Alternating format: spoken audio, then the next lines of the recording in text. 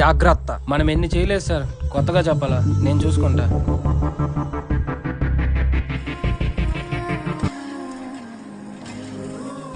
నువ్వేట్ చేద్దావో తెలీదు. ఆ బాలుడు కూతురు రేపు స్కూల్లో కనిపించకూడదు. సార్ మొన్న సైడ్ చేసిన అమౌంట్ మీ అకౌంట్లో వేసాను, చూసుకున్నారా? ఏదేమైనా దొరా, ఎంతటి సరుకైనా ఎవరికీ తెలియకుండా మాయం చేసే టాలెంట్ నీకు ఒక్కడికే ఉందరా. ఊరుకోండి సార్. ఒక ఉపాధ్యాయుడిగా ఉండి పిల్లలకు వచ్చిన సదుపాయాలను దోచుకుని తింటారా?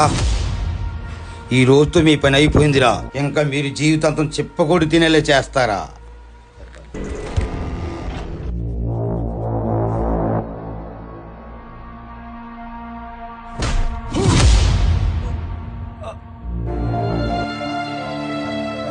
జీవితాంతం చెప్పకూడదు అన్నావు, ఇప్పుడు నీకు జీవితమే లేకుండా పోయింది.